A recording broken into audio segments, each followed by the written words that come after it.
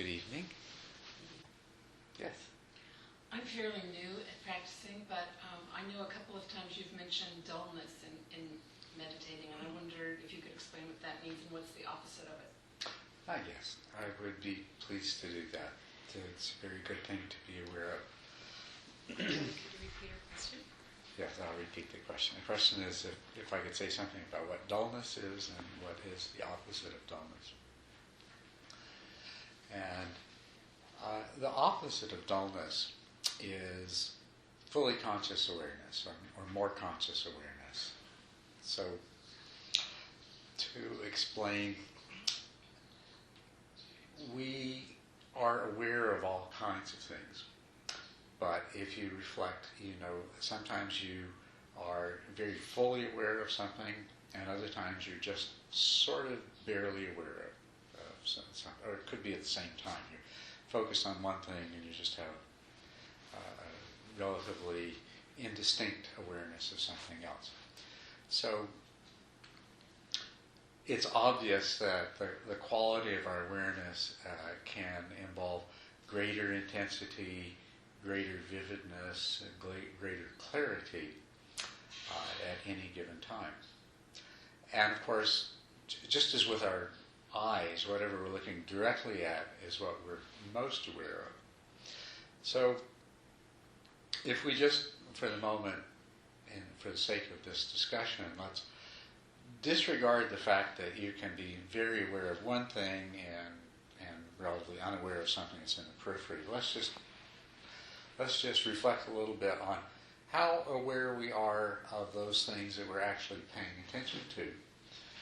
And you know that sometimes you are very strongly, very, very highly consciously aware of something. And the obvious examples of that, something that is potentially dangerous, you'll be very aware of. Or something that is potentially very beneficial to you, like,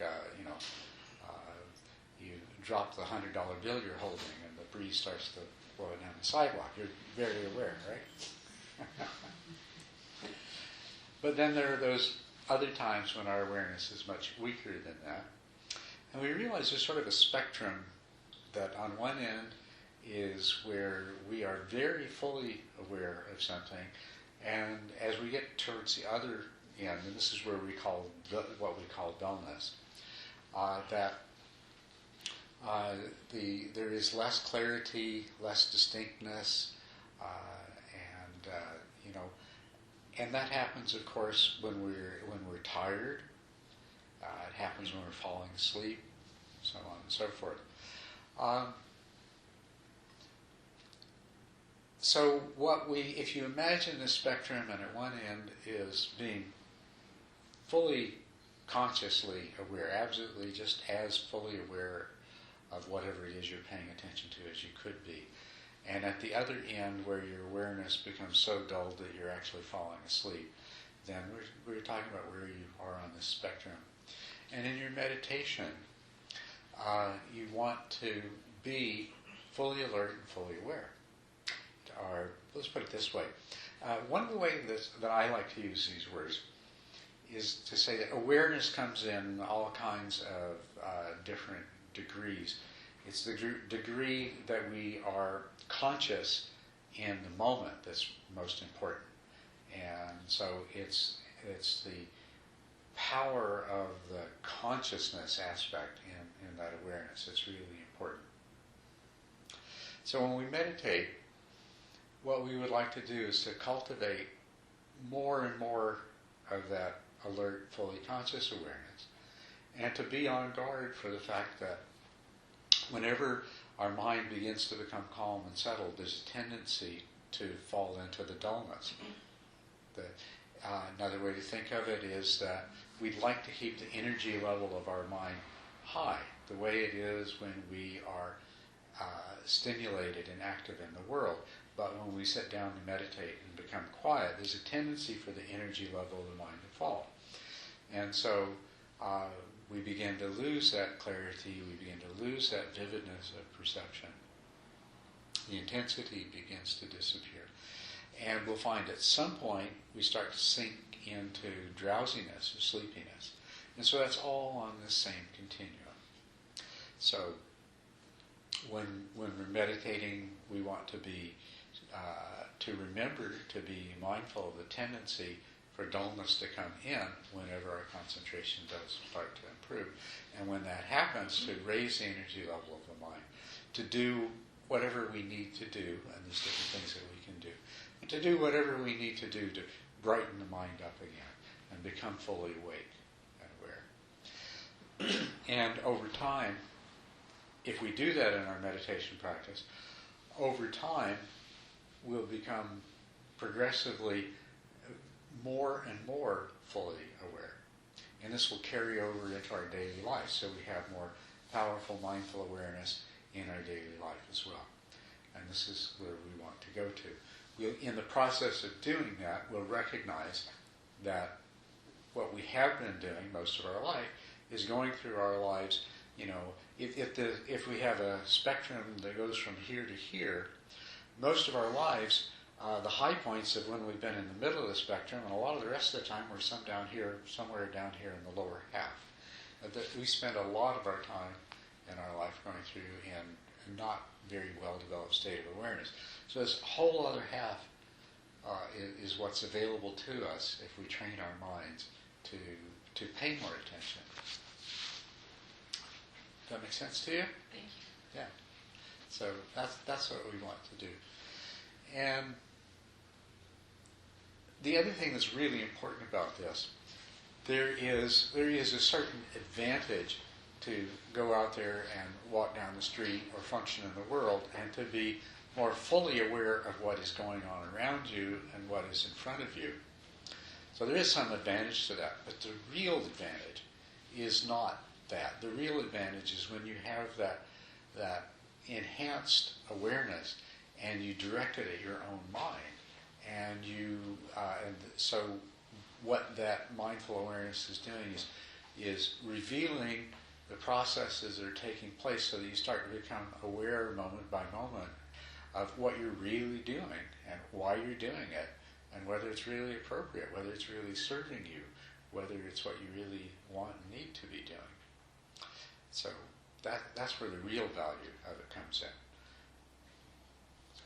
If you wanted to become a samurai swordsman, then you make all of this awareness go out there, being acutely aware of the details of things happening outside of your mind. But if you want to be an enlightened master, you turn your attention inward and you use that awareness to examine what's happening in the mind.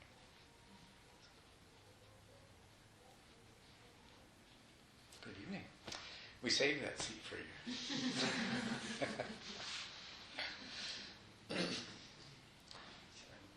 Other questions?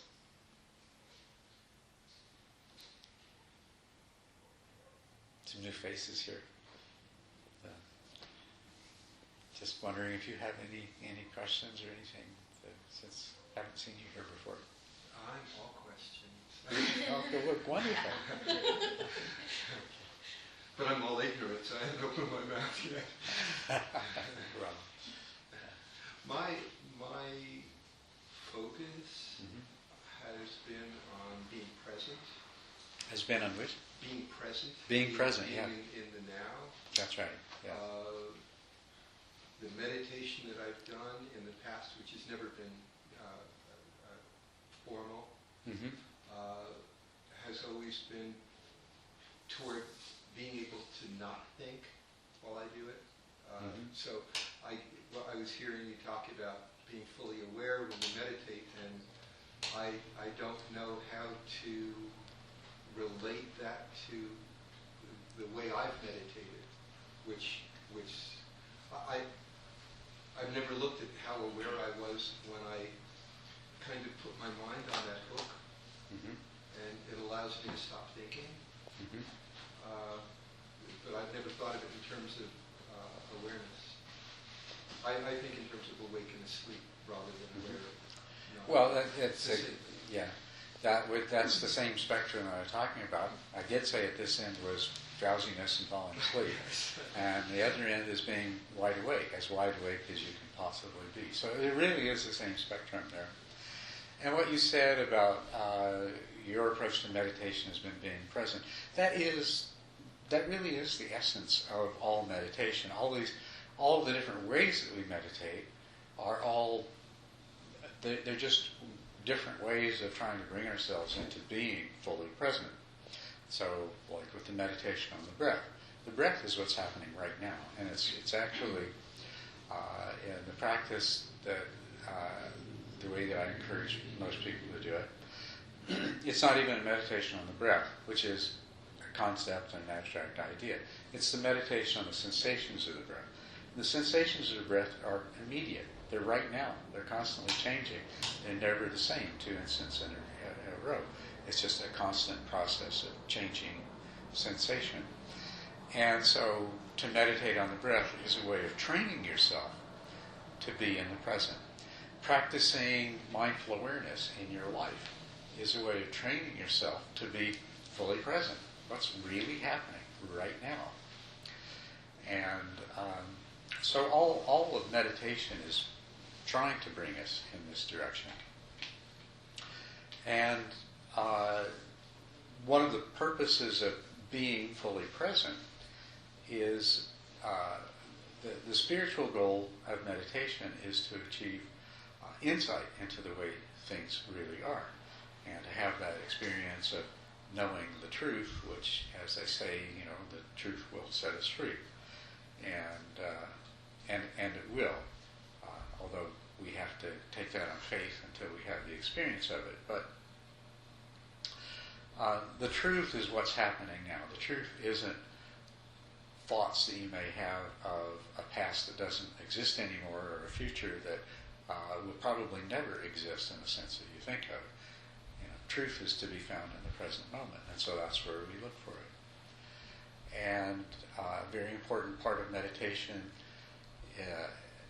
is not just being present, but to realize that all that you are, all that you ever have been and ever will be, what really defines your life and your existence is that it is this sequence of experiences.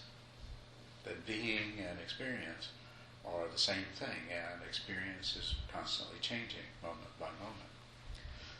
So your approach to meditation is just right. It's perfect. But there's all these different methods that help us to be more or less successful at it. Now, thinking, there's a lot of different things. You said that in meditation you try not to think. And there's a lot of things that we can mean by thinking. But you can think and be present. But most of the time, our thinking is more involved with the past or the future or somewhere else. And so, to the degree that we're thinking, we're generally not present. But as you learn to be present, you learn that there's different kinds of thinking, and some of those kinds of thinking are happening in the present. One kind of thinking is verbal thinking, or a lot of verbal analysis. And I think we all discovered fairly quickly that the more verbal processing that's going on in our mind in a moment, the less aware we can be of anything else other than the meaning and content of the words that are going on in our mind. That's sort of like doing arithmetic. Try to be aware of a beautiful piece of music or a sunset or something like that while you're working your way through the series of square roots starting from 1,000. The sun will be rising before you. So because this occupies a lot of our mental energy. But when we meditate and when we stop being preoccupied with the past and the future and what's going on somewhere else, with our fantasy world, so to speak, then all the verbal self-talk starts to fall away.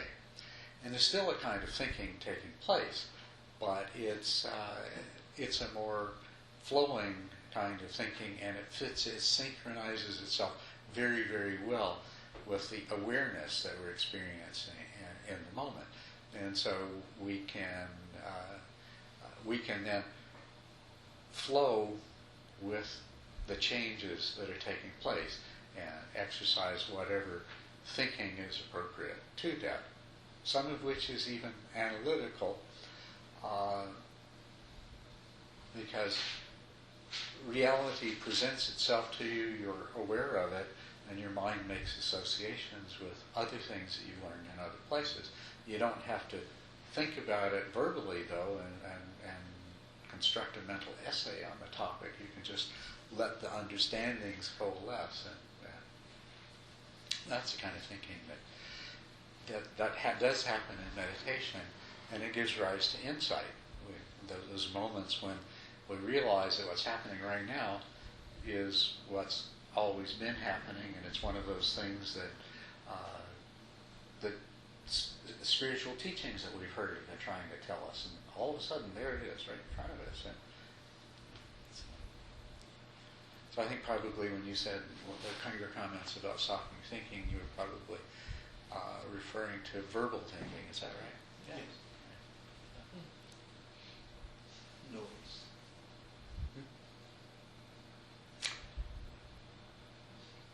I have a question. It has to do with being angry and mindfulness, because we were talking a little bit about it. These people I've been dealing with that are just really super incompetent and very infuriating. And it's almost like I've become allergic to them. I don't even want to talk to them, and I get really, really angry.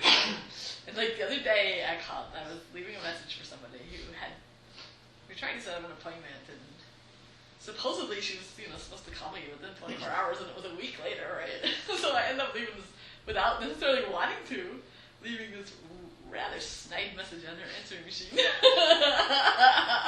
Because I was pissed, because that just kind of carried everything away. I was just like, all right, 24 hours. It's a week later, And so on the one hand, there's kind of recognizing, like, this really might have been the best thing to do, but then there's just totally being caught up in it and finding myself doing it, even though on some level I might feel like, maybe this isn't the best thing to do.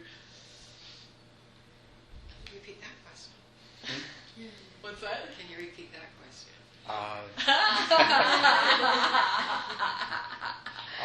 What to do when you get totally carried away by being angry, even though you think, maybe this isn't the best thing to do, but when it happens, you're just... So I think the question was about how to practice mindfulness when you find yourself completely overcome in the moment by strong emotions like anger. Yeah. Well, the first thing is that even if the thing that's most difficult to do when you're overwhelmed by strong emotions is to even remember that you intend to be mindful. But are we assuming that you have that recollection in the instance? Well, see what happened with this phone call. I had it before I made the phone call, and as soon as the tape came on, it was like, it's gone. snide answer.